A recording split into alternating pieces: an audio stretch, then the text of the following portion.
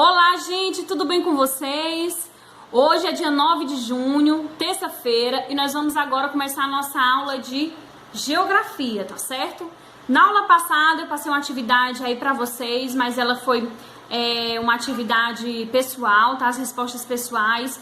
Então eu vou estar aqui já iniciando o nosso vídeo, nós não teremos uma correção, tá certo? Vamos aí iniciando o nosso vídeo, né, relembrando um pouco do que a gente já estudou nesse capítulo, tá? Nós estamos estudando aí o capítulo 1 da unidade 2, tá certo? O capítulo 1 que é Diversidade Cultural do Brasil. E nós estudamos um pouco sobre os povos nativos do nosso país, que são, hoje nós chamamos de indígenas, né? Então são os povos que estavam aqui primeiro no nosso país, no território brasileiro. Depois nós falamos sobre os nossos colonizadores, tá? Os portugueses, que vieram aqui para o nosso país, né, colonizaram o nosso território e também foram responsáveis por trazer os povos africanos para cá, que vieram, né, para serem escravizados aqui no nosso território brasileiro, certo? Nós estudamos sobre esses três povos e hoje nós vamos aprender e conhecer um pouco mais sobre outros povos que vieram para o Brasil e também contribuíram para essa diversidade cultural que nós temos aqui, toda essa miscigenação, né? Essa diversidade cultural. Então é sobre esses povos que nós vamos estudar na aula de hoje, fique atento para você conhecer um pouco mais sobre eles. Vamos lá? As migrações, elas foram muito importantes para a formação do nosso povo, da nossa população, né? E a gente pode destacar aí três continentes, a Ásia, a Europa e a África. Essas regiões contribuíram para a construção cultural e populacional do nosso país, né? A população brasileira é formada por essa mistura de diferentes povos. Tivemos aí inicialmente, né, a contribuição dos indígenas, dos portugueses e dos africanos, mas ao longo dos séculos, outros povos iniciaram migrações que tinham como destino o Brasil, o que ocorreu especialmente com o fim da escravidão. Nesse capítulo a gente vai ver aqui alguns desses povos que vieram para cá, mas além desses povos que a gente está estudando aqui, né, muitos outros também vieram, como espanhóis, judeus, árabes e muitos outros. Então a gente vai estudar alguns desses povos, mas para o Brasil, né, vieram pessoas, né, de diversas regiões do planeta. E todas, né, com certeza influenciaram de alguma forma a formação da nossa população, do município, né, onde a gente aqui vive. Então vamos observar a explicação, observar esses povos, né, que vieram para cá, dando destaque aí para alguns, mas sempre pensando aí que vieram ainda outros povos além desses que a gente vai estar vendo aqui nesse capítulo, certo? Então, vamos aí começar a estudar os outros povos, né, que estão presentes aí no nosso capítulo, no nosso livro, tá certo? Vamos começar pelos alemães, né, que vieram para cá para o Brasil, se instalaram aí em São Paulo, no estado de São Paulo, mas a sua grande influência, onde a gente pode ver a grande influência cultural dos alemães aqui no Brasil, é no estado aí do Rio Grande do Sul, né, onde eles trabalharam nas lavouras de uva, e também no Paraná e em Santa Catarina. A gente pode observar aí nessa imagem apresentada pelo livro, uma arquitetura alemã em Blumenau, Santa Catarina, né? Vejam como é bem diferente, né, das casas que nós podemos ver aqui no nosso município, no nosso estado, né? É uma arquitetura totalmente diferente que veio, né, trazida com esses alemães que vieram para o Brasil, com a sua cultura já enraizada que eles tinham. Depois nós podemos ver aí o exemplo dos italianos.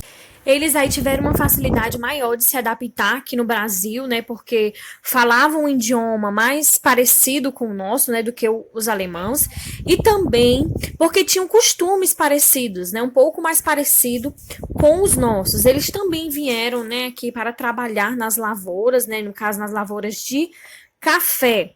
Eles também tiveram aí maior concentração, né, se instalaram no Rio Grande do Sul, Santa Catarina, Paraná e Espírito Santo, né? Ambos vieram para o Brasil em busca de condições melhores, né, de vida.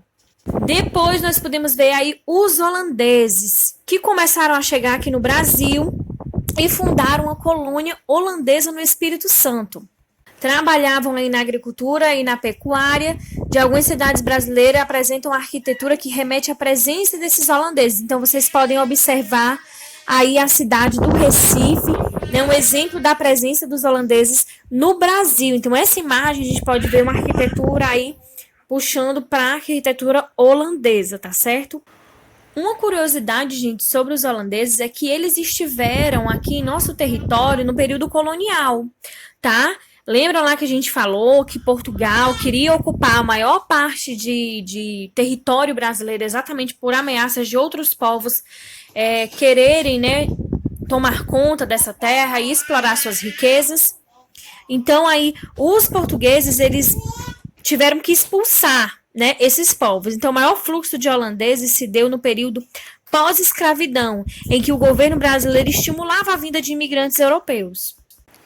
Agora nós podemos ver aí os poloneses, que também vieram aqui para o Brasil, né, em busca de condições de vida melhores. Eles também se localizaram aí, mais aí na região de Santa Catarina e do Paraná, onde eles fundaram uma colônia polonesa do Brasil, localizada aí em Curitiba. Também podemos ver aí os japoneses, né? Os primeiros imigrantes japoneses chegaram aqui no Brasil em 1908, depois de uma viagem aí de 52 dias. Vieram também para trabalhar nas colheitas do café, né, onde estavam precisando de mão de obra. Diferente aí dos povos africanos e dos indígenas, né? Esses povos que vieram trabalhar nessas lavouras, eles não foram escravizados, tá?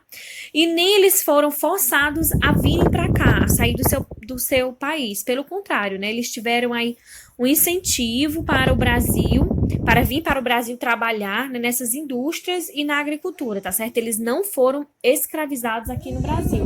Eles vieram por vontade própria, né? Inclusive, foram muito incentivados a vir porque o Brasil precisava de mão de obra.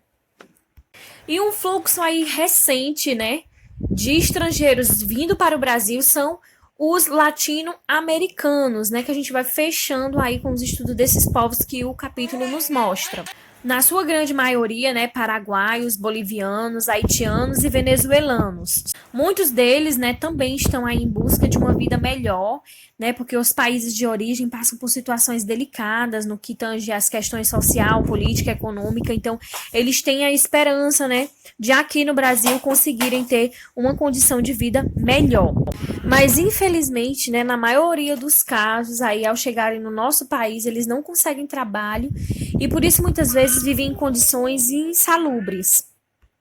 Há muitos bolivianos que são encontrados aqui no nosso país em situação de trabalho análogo à escravidão, né? Alguns povos também haitianos fogem de desastres naturais e da situação econômica do país. E o fluxo migratório tem chamado a atenção é a dos venezuelanos, pois é considerada a maior atualmente. E nós podemos aí destacar, né, para finalizar o nosso capítulo, a herança dos imigrantes, né, o que cada povo contribuiu aqui para a construção do nosso país. Então, dos indígenas, nós herdamos o costume de tomar banho todos os dias, assim como nos alimentarmos de mandioca, batata doce, milho, frutos do mar, palmito e etc. Dos portugueses, herdamos a religião católica, a língua portuguesa e os pratos feitos com bacalhau. Herdamos dos africanos a capoeira, praticada em todo o Brasil, assim como a religião do candomblé. Na alimentação, destaca-se a feijoada, o acarajé e a pamonha. Na música, temos o samba, o maracatu e etc. Herdamos dos italianos o costume de tomar café e vinho. Incluímos em nosso cardápio as massas, macarrão, pizza, lasanha, etc. Dos alemãos, herdamos a religião protestante, a prática de cultivar o trigo e criar porcos, suínos. Na alimentação, destaca-se a carne de porco, que serve de base para diversos pratos. E os japoneses que trouxeram a religião budista, o uso do bambu como artesanato, o bonsai e o consumo de comidas como o sushi e o sashimi. Aí nessa página, gente, 184, vocês também vão encontrar aí o símbolo do RA, né? Ou a realidade aumentada. Nesse símbolo aí do RA, vocês vão encontrar uma história em quadrinhos que enaltece a influência indígena e africana na cultura brasileira. Então, você leia os quadrinhos observando, né, cada frase, cada palavra deles, que vocês vão ver como a influência dessas culturas tiveram aí grande influência na formação do nosso povo e da nossa cultura. Então, não deixe aí de abrir essa realidade aumentada para você fazer a leitura aí dessa história em quadrinhos e também adquirir ainda mais informações, né, sobre esses povos e como eles nos influenciaram a nossa cultura, o nosso povo, tá certo? Como a gente pôde ver, né, nesse capítulo, nós somos uma verdadeira mistura de muitas culturas, de muitos costumes, de muitas línguas, de muitas maneiras de ser, de vestir, de agir, né? E o povo brasileiro é exatamente o resultado de toda essa miscigenação cultural. Eu espero que vocês tenham aprendido um pouco mais sobre esses povos que construíram, né, a população brasileira, né, nossa população, que foi essa mistura de todas essas etnias, de todos esses povos. Você tem aprendido mais, compreendido por que nós temos assim costumes tão diferentes, uma população tão diversificada, né?